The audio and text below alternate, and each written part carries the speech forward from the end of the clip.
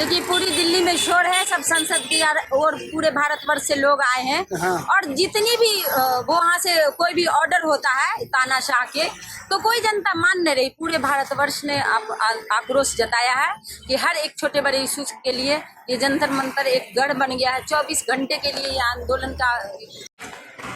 कनिष्क फातिमा जी, आज आप जंतर मंतर पे आई संसद भवन के पास। अंबेडकर की जो मूर्ति हटा दी गई है बाबा साहब अंबेडकर की, उसके प्रोटेस्ट में आई। आप अपनी राय क्या रखना चाहती हैं, आप अपना बयान।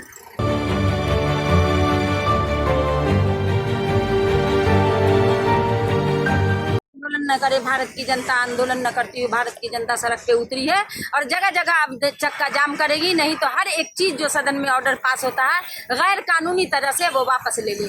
चाहे लव जिहाद हो, चाहे सीए हो, चाहे यूसीसी हो, चाहे जो भी ट्रिपल तलाक हो, या कोई भी लिविंग रिलेशन लाए हैं, गंदे गंदे कितने कानून लाए हैं। या पुलिस 30 दिन तक के हैरेसमेंट करेगा, असंवैधानिक तरीके से पुलिस अरेस्ट करती है निर्दोष को ही।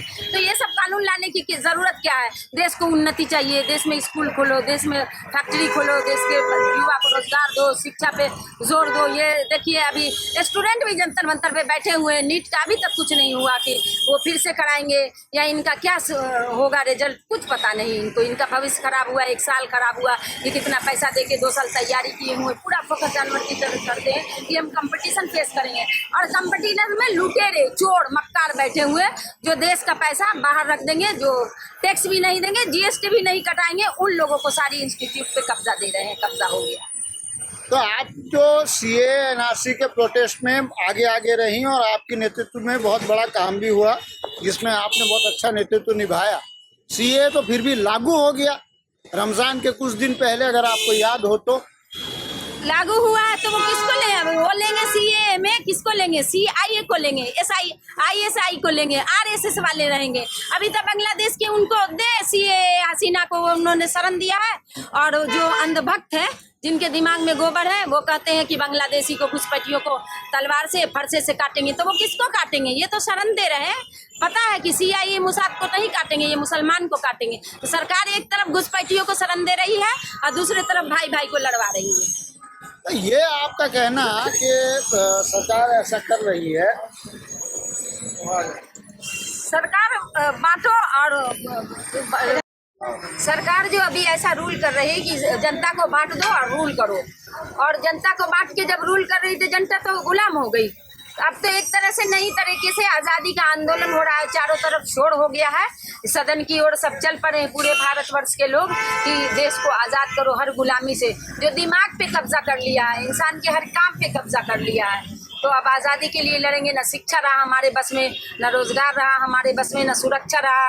एक आतंकी पुलिस होम मिनिस्ट्री के अंदर में, जितना बड़ा अपराधी उतनी बड़ी कुर्सी है उनके पास, और पुलिस को अंडर में लेके बहुत बड़ा आरोप लगा रही है। जी, बहुत बड़ा आरोप। पूरी पुलिस आतंकी हो चुकी है।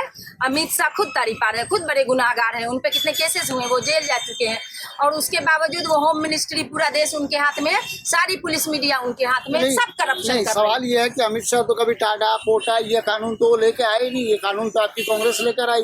ये कानून देखिए, अभी पहले टाटा पोटा था तो एडवाणी उसको यूएपीए में बदल दिए ना। और जाते कौन है? चले कोई भी लेके आए तो वो सही काम के लिए बनाया गया होगा। वैसे तो आईपीसी धारा ही जब अंग्रेज गए तो चले जाना चाहिए, मगर इस यूएपीए में जाता कौन है? निर्दोष मुसलमान। उसके 35 साल तक बेल नहीं होते हैं, उनके नहीं सबूत मिलते हैं, पुख्ता सबूत। तो 35 साल 30 साल गुजर जाने के बाद उनको रिहा किया जाता है। और बाकी इतना दिन उनका करियर को तबाह करता है जेल में रख के लोग। तो ये टाटा पोटा यूएपीए एनएसए पीएसए किसके लिए? सिर्फ निर्दोष मुसलमान के लिए। ये तो दंगाई देखिए, अभी रोड पर तोड़ फोड़ मचाते हैं, पी के गांजा लड़ाई झगड़ा करते हैं, उनको कोई जेल नहीं भेजता है। कोई कहते हैं पाकिस्तान जाओ, उनको जेल नहीं भेजता है। कोई कहते हैं घुसपैठियों को मारेंगे, उनको जेल नहीं भेजता है। ये सब पर कानून सख्ती करे, इन लोग को जेल में भेजे। एक कानून लाए कि आप अपशब्द किसी मुसलमान को क्यों बोलोगे, या किसी को भी क्यों बोलोगे। मतलब आप चाहती है जैसे SC ST के लिए एट्रोसिटी एक्ट है, वैसे ही एट्रोसिटी एक्ट में सबको शामिल किया जाए। जी, सबको मान, सबको सम्मान, सबको शिक्षा, सबको रोटी, सबका मान बराबर है। हर इंसान बराबर है। ये पूरा यूनिवर्स इंसान के लिए ऊपर वाला बनाया है। सब एक तरह से जिए आज़ादी से। बर्चिस्पी के लिए ये बैरिकेड है, या पुलिस है, या बॉर्डर है, या सत्ता है, जो भी बर्चस्पी के लिए, इंसानों की इंसानियत के लिए नहीं है। पूरे इंसान को इंसानियत से मिलजुल के रहना चाहिए, रहा जाए। अच्छी बात है, लेकिन अब सवाल ये भी होता है ना कि जैसे टाटा पोटा वो लेके आई, यूएपीए पर आप बात कर रही हैं, तो कांग्रेस के दौर में जितने ज़्यादा दंगे हुए, कि जितने ज़्यादा मुसलमानों को प्रताड़ित किया गया कश्मीर से लेकर यहाँ तक, और आज भी जो है कांग्रेस उस पर बात नहीं करती, सदन में विपक्ष में बैठकर भी। अभी देखिए जो भी सत्ता में बैठे सब पहले कांग्रेस में थे और यही लोग दंगा कर रहे थे। जब से सत्ता बीजेपी के आई कहीं ब्लास्ट हो रहा है। इनके यहाँ जितने ब्लास्ट वाले जितने दंगाई हैं वो कुछ बेल पे है, कुछ सांसद हो गए, कुछ अभी भी जेल में है। सब पे साबित हो गया था कि हिंदू आतंकवादी का केस, उनके नार्को टेस्ट हुए प्रज्ञा का, देखिए अभी सीमानंद अभी भी है जेल में, इन पर साबित हुआ था। जो एटीएस कर करे जिनको इन लोगों ने मुंबई ब्लास्ट में ताज होटल में शहीद कर दिया, उन्होंने पूरा लिस्ट बना के दिया कि कौन कौन इस दंगे में शामिल है। बड़े बड़े कांग्रेस के लीडर भी थे जो आज बीजेपी में बैठे हुए हैं। यही लोग दंगा करवाते थे कांग्रेस को बदनाम करने को, कांग्रेस को गिराने के लिए, कांग्रेस को खत्म करने के लिए। आज कांग्रेस खत्म हो गई। ये केजरीवाल भी तो आए थे कांग्रेस मुक्त भारत बनाने के लिए, आज देखिए खुद खत्म हो रहे हैं। ये अभी की दिल्ली की हालत देखिए, हमारे यहाँ न एमएलए है ओखला में, न सीएम है दिल्ली में, ऐसी हालत है देश की। नहीं, देश की हालत तो है, लेकिन सच्चर कमेटी की रिपोर्ट को देखा जाए तो कुछ हद तक मुसलमान भी जिम्मेदार है ना अपने आप को तीसरे दर्जे का बनाने में। तो सच्चर कमेटी की रिपोर्ट आप खुद नंगे हो जाओगे, आप खुद अपना कपड़ा अच्छा सा नहीं पहनोगे, आप खुद अच्छी जगह नहीं जाओगे रोजगार के लिए, आप खुद अच्छी शिक्षा नहीं लोगे। ऐसा होता क्या? एक स्ट्रक्चर बनाया गया है कि आपको इसका इतना भी फायदा नहीं होगा। नहीं तो आपके मुसलमानों के अंदर जो है, मुसलमानों के अंदर शिक्षा की पूरी कमी है। हाँ बिल्कुल, शिक्षा की पूरी कमी है। व्यवस्था, जब आपके पास नॉलेज ही नहीं होगा, फंडामेंटल राइट्स क्या है, यानी मौलिक अधिकार क्या है, मौलिक कर्तव्य क्या है, ये जानकारी आपको है ही नहीं, तो आप कैसे आप आगे मेन फ्रंट लाइन में आकर या इसके साथ दूसरों के साथ मिलकर कंधे से कंधा मिलाकर चलेंगे? ये भी तो सवाल है ना। पूरे यूनिवर्सिटी का आईआईटी हो, एम्स हो, दिल्ली यूनिवर्सिटी हो, जेएनयू हो, जामिया अलीगढ़ को छोड़ दीजिए, वो सेंट्रल यूनिवर्सिटी है, वो सबका एडमिशन होती है। पूरे का आंकड़ा निकालो तो 1 लाख से ज्यादा इनको सीट नहीं है। अभी सिर्फ नीट का ही ले लो, 24 लाख बच्चे बैठे हैं। अगर 50% भी क्वालिफाई कर जाते हैं तो 50% आते हैं बिहार यूपी से।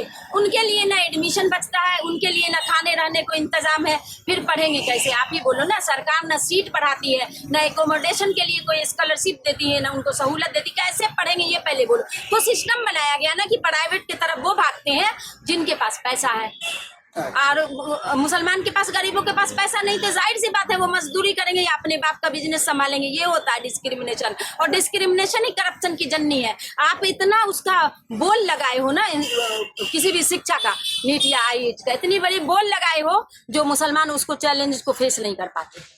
तो हमारे साथ रेशमा इंडियन जी भी हैं। रेशमा इंडियन जी, आप दीनी रोशनी दुनियावी तालीम ट्रस्ट की प्रेसिडेंट भी हैं। आप ये बताइए कि आप शिक्षा यात्रा निकाल रही हैं, अभी शिक्षा पर हमारी जो बात हुई आपने पूरी सुनी है, आप अपनी राय दीजिए कि शिक्षा के लिए आप क्या करना चाहती हैं? शिक्षा सभी के लिए एक जैसी होनी चाहिए, सभी के लिए फ्री होनी चाहिए, और सभी के लिए जो है ना, मैं इसी के लिए जो है बहुत जल्दी मतलब पैदल यात्रा करूंगी ऑल इंडिया में। जिस तरह राहुल गांधी ने पदयात्रा की, न्याय यात्रा के लिए आप शिक्षा यात्रा निकालेंगे? मैं शिक्षा यात्रा निकालूंगी। आपका डिमांड किससे होगा? Free education. मुझे सरकार से डिमांड होगा और किससे डिमांड होगा? सरकार से मुझे उम्मीद है, और सरकार को ये मानना होगा कि अगर तरह तरह की मतलब एक्ट लाना चाहते हैं, तरह तरह के एक्ट लगाना चाहते हैं, हमारे लिए तो फ्री एजुकेशन और फ्री स्वास्थ्य कर दीजिए। आप जो जी चाहे कीजिए। देखते हैं कि फ्री एजुकेशन, फ्री शिक्षा होने के बाद ये आरक्षण की ज़रूरत नहीं पड़ेगी, किसी को लड़ने झगड़ने की ज़रूरत नहीं पड़ेगी, क्योंकि हर किसी के जब सबका सम्मान बराबर होगा, सबका मतलब एजुकेशन बराबर होगा, तो फिर जिसकी वो होगी, जो कामयाब होगा वही बच्चा मतलब उसमें आएगा, वही जोड़ी सीरी में मतलब वो बैठेंगे, जज बैठेंगे, कोई वो नहीं होगा, किसी के साथ कोई दुर्वियोग नहीं होने का है। इसलिए शिक्षा जो है सबके लिए एक समान है। हमारे चैनल बहुजन दस्तक को लाइक, शेयर, सब्सक्राइब देखना मत भूलिएगा। जय भीम, जय भारत, जय संविधान, नमो बुद्धाय। धन्यवाद। चैनल आर्थिक समस्या से गुजर रहा है। अगर आप बहुजन समाज में बाबा साहेब अम्बेडकर और तथागत बुद्ध की विचारधारा को अधिक से अधिक लोगों तक पहुंचाना चाहते हैं तो हमें आर्थिक सहयोग प्रदान करें, ताकि हम अपने चैनल के माध्यम से देश विदेश में समता, बंधुता, एकता और संवैधानिक अधिकारों को ज्यादा से ज्यादा लोगों तक पहुंचा सकें। आप अपनी सहायता राशि नीचे लिखे खाते में जमा करा सकते हैं। खाता धारक गौतम रत्ना, खाता संख्या 3169576865 IFSC कोड SBIN 0060336, बैंक भारतीय स्टेट बैंक। आप हमारे बैंक खाते का विवरण स्क्रीन पर भी देख सकते हैं। जय भीम, जय भीम। मैं गौतम रत्ना आपका बहुजन फिल्म प्रोडक्शन में स्वागत करता हूं और आप हमारे प्रोडक्शन हाउस के अंदर अपना कैरियर बना सकते हैं as a film director, as a producer and actor and actress and editor and cinematographer also. अगर आपको फिल्म से रिलेटेड कुछ भी प्रोजेक्ट आपको बनवाना है तो हमारे पास में पूरा सेटअप है, जिसमें फिल्म कैमरा है, शूटिंग लाइट्स है और एडिटिंग है। सारा A to Z एक ही जगह पर आपको हमारे यहाँ पर मिल जाएगा। तो दोस्तों आप हमें कांटेक्ट कर सकते हैं हमारे नंबर्स पर 9810085714 और 8510005714। हमारे वेबसाइट पे विजिट कर सकते हैं www.filmserviceindia.com और हमें मेल भी कर सकते हैं gautamfilmsproduction@gmail.com पर। धन्यवाद।